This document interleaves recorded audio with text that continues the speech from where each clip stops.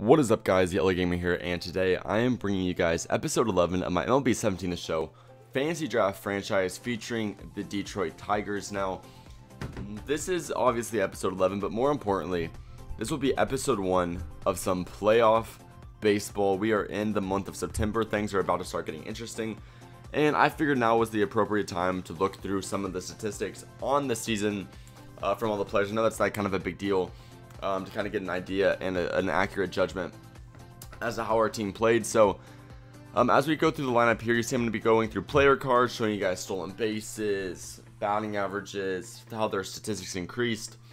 Don't need to comment over a lot of them, obviously. If you guys are super curious about a lot of the stat lines, you can always pause, look back, go through them, things of that nature. But if we're just talking as a kind of a blanket statement, our team did really good. I mean, Chris Bryant, Trey Turner, D. Gordon all had phenomenal seasons. I'd say Giancarlo was actually a bit of a disappointment, if anything. As you look at his average there, hovering about 244. I mean, the home run numbers and the RBI numbers are up there. They're looking pretty good, but the 244 batting average is definitely a cause for concern. I believe, truthfully, I believe that if we were able to get Giancarlo to make better contact with the ball, his home run numbers would be in the 50s because his power is so high. The main issue against why he's not hitting enough home runs is just because he's not connecting with the ball. Obviously, because when he connects, the ball goes a long way. But we just haven't been making that great at contact. Ben Revere obviously being probably one of the only all-stars on our team's roster. I believe he's the only one in our roster who actually has the all-star symbol next to his name. Mike Zunino had a pretty god-awful season, batting, what was that, 178. Quite debatably one of the lowest batting averages for a full season. I'm sure if you did some research, that might be one of the lowest batting averages I've ever seen from a full season of baseball. So obviously this is one of the longer episodes of the series, and that's primarily just because we have to go through all of these little things. Here's a quick look at the standings, how they finished. We only finished one game in first place. I'll be honest, the month of August was not a good month to us. It did not do us very well, as we actually probably played 5 to 10 games below 500 in that month of August, which almost threw away our opportunity to actually earn a playoff spot. As right here, I want to show you guys some MVP candidates. Edwin Encarnacion, his 60 home runs, one of the highest home run tallies I could think of any time in recent memory.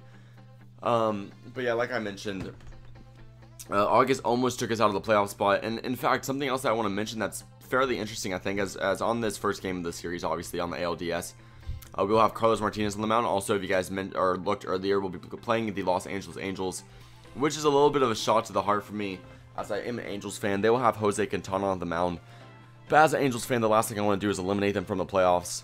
So it's going to be a bit of a tough series here as we go out them and try to win a few games here and obviously move on to the ALCS. But regardless, one of the things I wanted to mention that was fairly interesting is while scrolling through the standings, while looking at things, I believe the best record in the MLB in this Fantasy Draft franchise was 91-71. And the reason I found that really interesting is that's just proof that in this Fantasy Draft franchise specifically, this doesn't always happen, but it was a very, very balanced franchise. And I think, I just thought that was really, really cool because 91-71 is usually a record that barely makes the playoffs.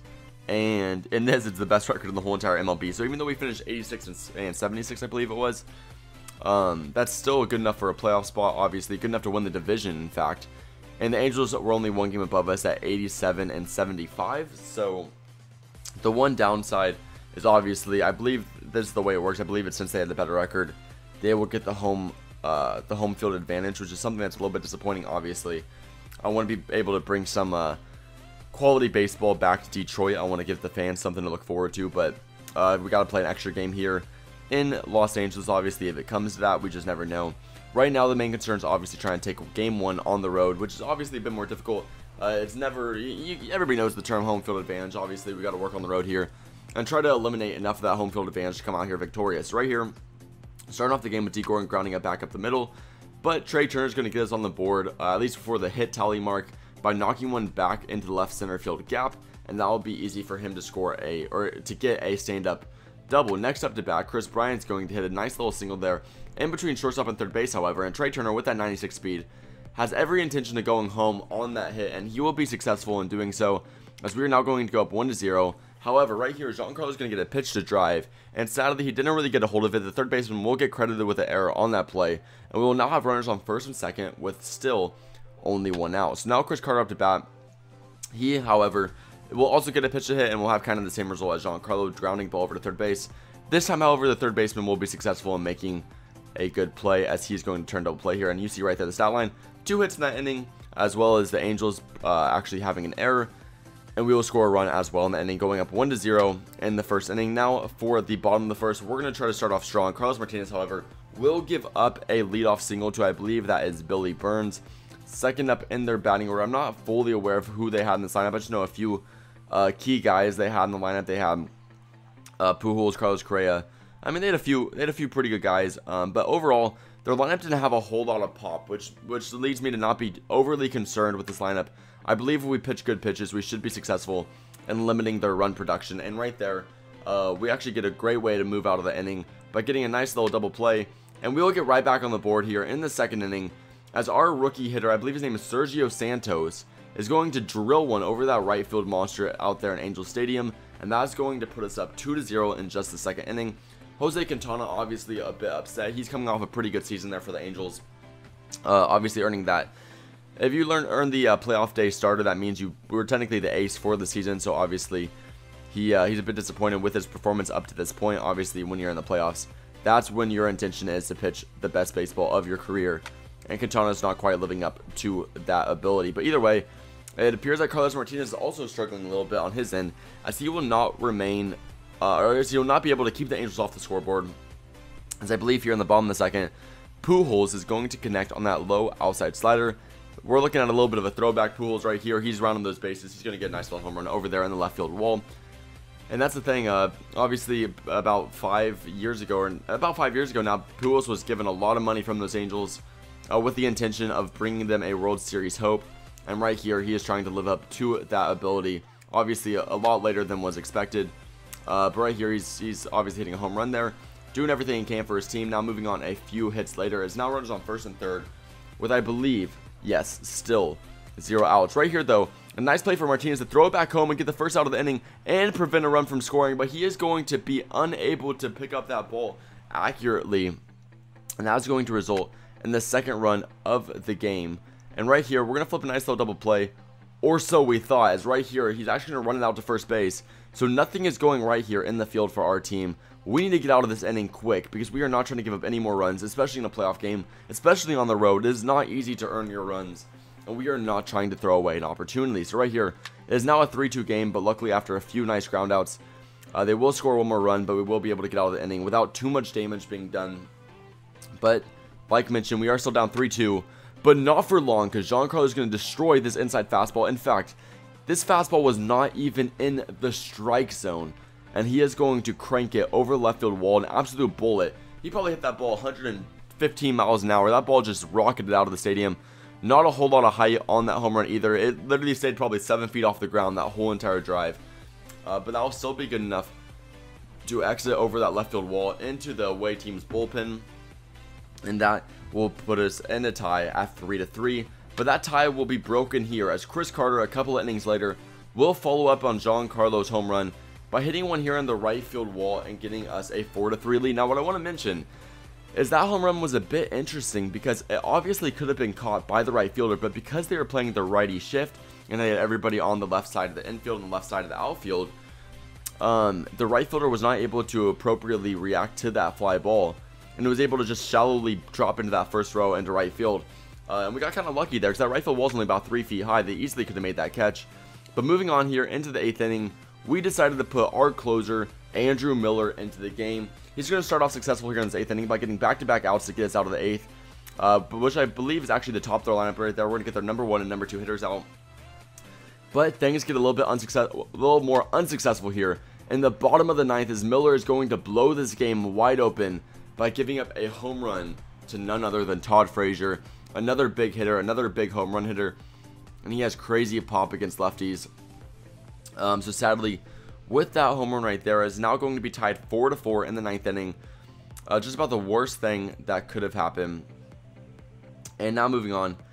We're going to just try to get out of this inning without giving up any more damage. Obviously, if we give up one more run, we will be the losing team here in game 1, and we have no intention of that happening. But obviously, the Angels are going to fight here and try to earn a chance to win game 1 of the ALDS, especially give their hometown Los Angeles crowd something to root for, which is definitely understandable. But right here, we could have earned our way out of this inning, but Chris Carter, not the best defensive first baseman, is going to miss that blooper over his head. And moving on, I believe this is Carlos Correa up to bat. I try to remember. No, Carlos Correa already grounded out. That's somebody else. I'm sorry. I'm just an absolute mess right now. But either way, it's not going to be runners on first and second with 2 outs. We need a big out right here to get out of this game. And they're going to crank a ball to straightaway center field. We need to get this catch to stay alive in this series. And luckily, Peterson will get under that ball. A very scary play, though. As right here, in the bottom of the top of the 10th inning, we are trying to put together some hits and try to walk out of here victorious. We're going to start off with Trey Turner drilling one back up the middle. And this leaves an opportunity for none other than big hitter Chris Bryant. And he's going to destroy a ball to left field. And that ball is going to seep its way into the first row of that left field pavilion. And that is going to result in a 2-run shot from Chris Bryant. You see, obviously, there, I believe, I don't know how you pronounce his name, but Albrecht, their relieving pitcher, is very upset with his performance there, blowing the game wide open, giving us a great chance now to get out of this game with a victory. But that will not be the only run we put together in this inning. It is 6-4, and right here, Jock Peterson's going to come to bat and drill a ball into left center field, and that'll be good for a double right there. And luckily, after that double, we have another big left-handed hitter to go up against this righty reliever, and that will be Joe Mauer. He's going to destroy a ball into right center field. This ball, for a second, looked like it may have been exiting the park, but it will drop there right off the right field wall. Obviously, the right fielder there had a good opportunity to come down with that catch, but he will be unsuccessful in doing so. And Joe Mauer showing off some wheels, getting a diving triple there. And we have a chance to knock him another run with rookie Sergio Santos, who hit a home run earlier in this game. But he will be unsuccessful in doing so, as he's going to pop out in the infield, and Pujols is going to come down with that catch. But with a 7-4 lead, we're going to keep Miller in to get this first out, and we're going to throw it on over to first. But after this, we're going to put in who actually was the closer for the whole season for us, Kazuhito Yamada, and we're going to give him a chance to close out the last 2 innings of this game 1 in the ALDS. He's going to be successful in the first out by getting a nice little blooper over there to third base to get the second out here in the 9th inning. And then for the third out of the 9th inning, I believe this is Michael Conforto up to bat. He is going to ground one back up the middle, and luckily we have one of the fastest middle infielders in the entire major leagues in D. Gordon. He's going to track down that ball back up the middle. We're going to throw it on over to first, and we're going to walk out of here victorious in game 1 of the ALDS with a final score of 7-4. I do want to mention that I'd made some difficulty changes to make games a bit more interesting. I hope you guys were able to realize that by how close this game was, and I hope by how close these games are going to be, it brings a whole higher level of interest to this entire series. Certainly, I enjoyed playing this game. I enjoyed all the intense drama that came out. That's just playoff baseball right there. A lot of drama, a lot of crazy things are supposed to happen, and that's what's going on here just to start off the first game in the ALDS. So if you guys enjoyed, please click that like button below. Make sure to comment your opinion of the series and what I could do to make it more interesting in the comment section below. And lastly, subscribe if you have not already to stay tuned in this series and other series I got going on my channel. Just had a lot of fun bringing this series to you guys. Can't wait to bring you guys some more playoff baseball. And I'll see you guys in the next one. Peace out.